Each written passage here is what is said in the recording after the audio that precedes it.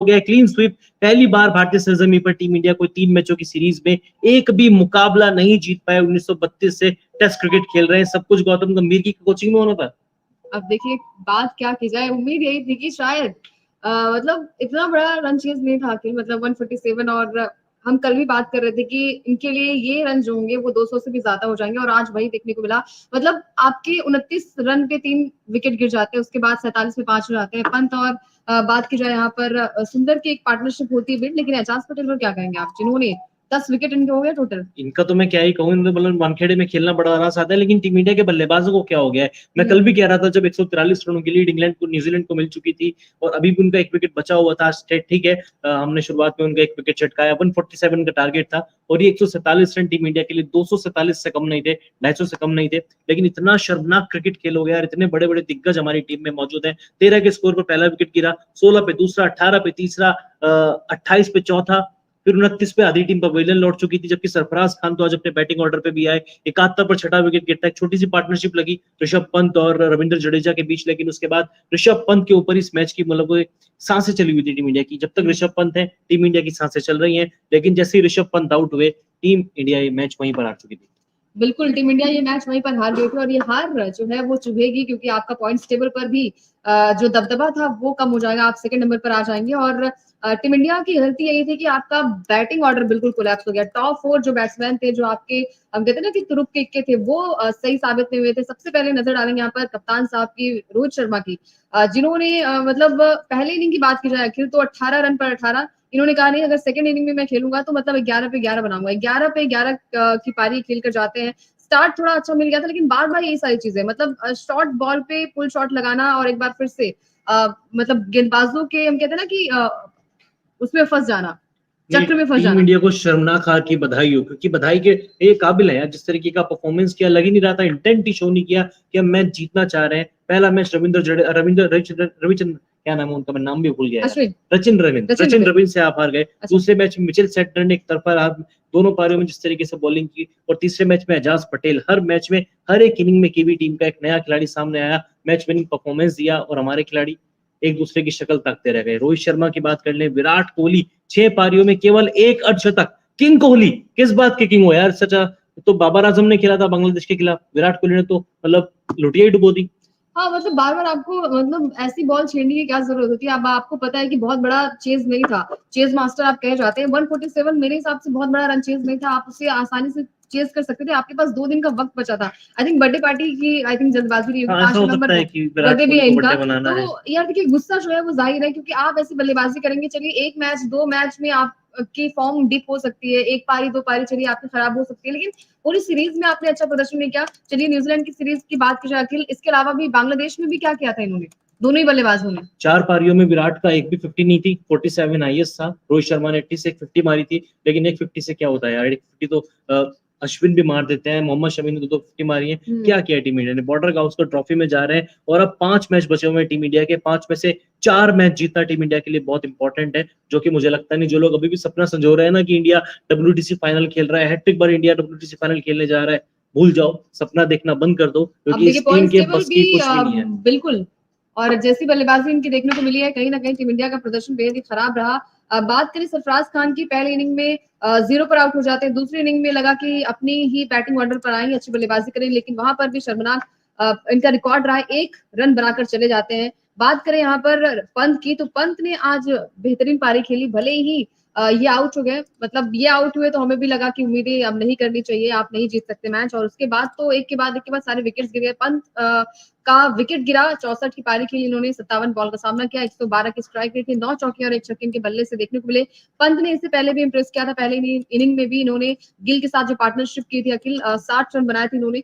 तो अब team India का सपना तो चूर चूर हो गया है, बिल्कुल चूर चूर हो गया, क्योंकि WTC की लेटेस्ट पॉइंट्स टेबल भी सामने आ चुके हैं। टीम इंडिया से ताज छिन चुका है, नंबर 1 से टीम इंडिया नंबर 2 पर आ चुकी है। 14 मैच खेले, 8 जीते 5 हारे, विनिंग परसेंटेज भारत का जो है 58.33 है, और ऑस्ट्रेलियन टीम टॉप पर पहुंच चुकी है। 12 मैच 8 जीत 3 हार, और उनका विनिंग परसेंटेज है 62.50। हालांकि न्यूजीलैंड ने बड़ा मतलब इनका जबरदस्त कमबैक देखने को मिला, नंबर 5 पे थे, अब नंबर 4 पे आ गए हैं। 11 मैच खेले हैं, 6 जीते हैं 5 हारे हैं, विनिंग परसेंटेज 54.55।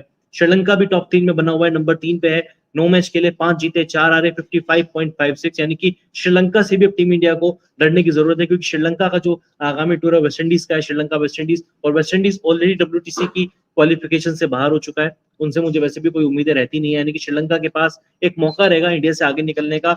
अब team India final, WTC final भूल जाओ।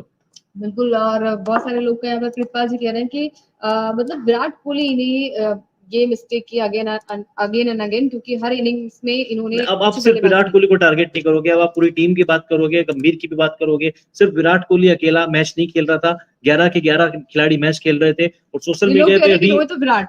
हाँ, सोशल मीडिया पे भी मैं देख रहा था, कुछ लोग कह रहे थे कि रोहित विराट के चलते टीम इंडिया हार गई। हाँ, वो कसूरवार है, लेकिन आप न्यूजीलैंड की टीम भी देखो, उनके पास कोई बड़ा नाम नहीं था, केन विलियमसन नहीं थे, ट्रेंट बोल्ट नहीं थे, टीम साउदी आखिरी मैच नहीं खेले, उसके बाद भी टीम ने 20 विकेट लिए और मैच जीत के दिखाया। टेस्ट क्रिकेट अगर आपको जीतना है तो बड़े नामों का होना जरूरी नहीं है, आपको 20 विकेट लेने हैं, आप मैच जीत जाओगे। इंडिया की तरफ से वो इंटेंट देखने को नहीं मिला, बहुत ही ढीली कप्तानी रोहित शर्मा की, बहुत ही खराब बल्लेबाजी भी, यशस्वी जायसवाल, शुभमन गिल, आप एक्सपेरिमेंट पे एक्सपेरिमेंट करते चले गए और खामियाजा हमारे सामने, टीम इंडिया तीनों मुकाबले हार गई है। बिल्कुल। कल जैसे हमने देखा कि गिल ने 90 की पारी खेली थी, आज भी उम्मीद थी कि गिल आएंगे और एक अच्छी पारी खेलकर जाएंगे, 1 रन बनाकर ये आउट हो जाते हैं। मतलब एक के बाद हमें पता है कि अगर पहला विकेट गिर गया, दूसरा विकेट गिर गया, तो तीसरा चौथा तो मतलब एक ओवर में ही आपके विकेट्स गिरने लाजमी है। तो गिल आउट हो जाते हैं, उसके बाद उम्मीद थी कि शायद यहाँ पर विराट कोहली आएंगे और एक अच्छी पारी खेलकर जाएंगे, लेकिन विराट का बल्ला भी नहीं चला।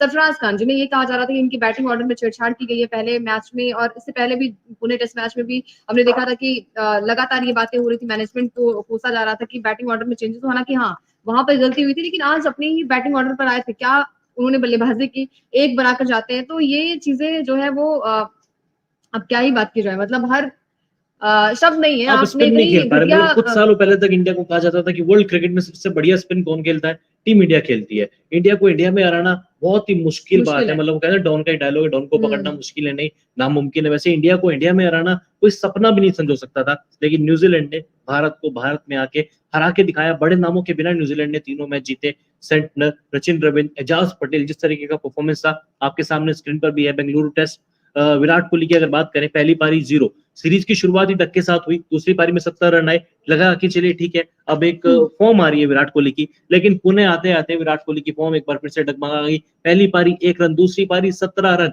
17 तो वैसे ही खतरा होता है। मुंबई टेस्ट की पहली पारी 4 रन, दूसरी पारी 1 रन, जहां पर चाहिए था चेज मास्टर विराट कोहली, बेहतरीन चेज करके दिखाए। रोहित शर्मा के ग्राफिक्स भी दिखा दीजिए बिल्कुल। इनके साथ। रोहित शर्मा बेंगलुरु, ये तो यार आप बढ़िया फैन है ना रोहित शर्मा की। बिल्कुल। तो रोहित शर्मा की बात करें, पहले पारी में 2 रन, दूसरी पारी में 52, यानी कि रोहित और विराट में दोनों ही इनिंग्स में अच्छा प्रदर्शन हुआ था, लेकिन उम्मीद थी कि पुणे टेस्ट में आएंगे और क्या पता ये सीरीज इक्वल करके जाए, लेकिन पहली पहली पारी में डक पर आउट हो जाते हैं, दूसरी पारी में 8 रन। और मुंबई टेस्ट की बात करें, जो इनका गढ़ भी कहा जाता है, वहां पर 18 रन बनाए पहली पारी में, दूसरी पारी में 11 रन। तो ये रिकॉर्ड जो है वो मतलब बेहद ही शर्मनाक है। रोहित शर्मा की बात की जाए, कप्तानी बेहद ही खराब नजर आई, क्योंकि हमने देखा था कि थोड़ी सी भी टेंशन वाली बात होती है, हमेशा उनके कंधे जो है वो झुक जाते थे, और इस बार भी यही देखने को मिला।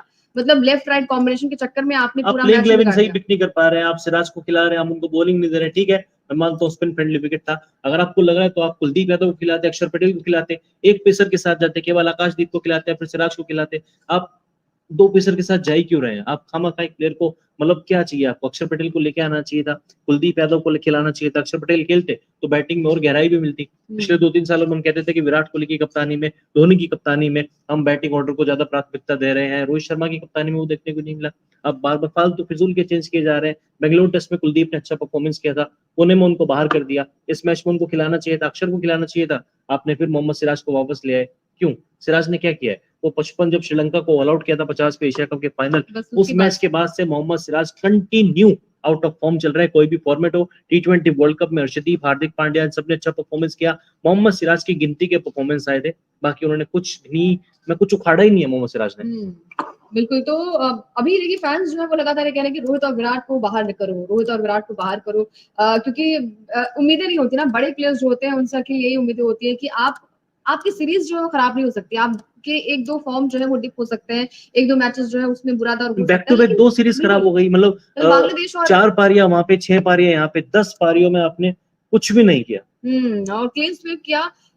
बेहद ही खराब प्रदर्शन रहा यहाँ पर बैटिंग ऑर्डर के। आपने मतलब मैं यहाँ पर बॉलिंग की बात नहीं करूंगी अखिल, कल इंडिया ने बहुत अच्छी बॉलिंग की थी, और हमने देखा भी था कि इतना जल्दी आउट कर जाना, चाहे वो जडेजा की बात हो, अश्विन की बात हो, लगातार ये भी ट्रोल हो रहे थे कि पुणे टेस्ट मैच में कुछ नहीं किया, लेकिन उसके बाद आखिरी सीरीज थी, वहां पर गेंदबाजों ने अच्छी गेंदबाजी की, लेकिन जब बैटिंग की बात आई 147 बहुत बड़ा रन चेज नहीं था, आप कर सकते थे, इजिली कर सकते थे, लेकिन वही चीजें होती है ना कि एक आउट हुआ, उसके बाद आई थिंक वीकनेस जो है टीम इंडिया की यही है, और ये सभी को पता चल गई है कि टीम इंडिया किस तरीके से प्रदर्शन कर रही है। अब पॉइंट्स टेबल पर बार बार हम यही कह रहे थे कि ये मैच जीत जाते तो शायद टॉप पर रहते, कुछ पॉइंट्स आपके बढ़ जाते, फिर आपको 3 मैचेस सिर्फ जीतने होंगे ऑस्ट्रेलिया से, अब तो आपको मतलब 4 मैचेस जीतने पड़ेंगे। आपको लग रहा है कि ये कुछ हो पाएगा, हम खेल पाएंगे WTC? प्रितपाल सिंह कह रहे हैं लुटियो डुबोदी मन कर रहा है विराट कोहली, मतलब सबसे बड़ी मिस्टेक, इनिंग दर इनिंग वही गलतियां करते जा रहे हैं। एक्शन मूवी करके कोई कमेंट आया, वो कह रहे हैं कि गौतम गंभीर को हटाना होगा। अब सारा ठिकरा गंभीर के ऊपर भी नहीं फोड़ सकते। सत्य प्रकाश कुमार, रोहित कोहली को टीम से बाहर करो, कर दो बाहर। सुकांतु सरदार वो कह रहे हैं कि स्पिनर्स को खेलना नहीं आता, नाम बड़े हैं दर्शन छोटे हैं। यार एकदम सही बात है, मतलब अपने घर में हम स्पिन को नहीं खेल पा रहे, बैंगलोर में हम स्विंग कंडीशन को नहीं खेल पाए, तब ऑस्ट्रेलिया जा रहे हैं। 22 तारीख को पर्थ में मैच है, पर्थ की विकेट दुनिया की सबसे खतरनाक विकेट मानी जाती है, बाउंस विकेट देखने को मिलता है। कैसे सामना करोगे पैट कमिंस का, जॉश हेजलवुड का? नाथन लाइन पे तो मैं जा ही नहीं रहा हूँ, उसके अलावा मिचेल स्टार्क का आप सामना करना बहुत मुश्किल होने वाला है। टीम इंडिया 5-0 से बॉर्डर गावस्कर ट्रॉफी हारेगा।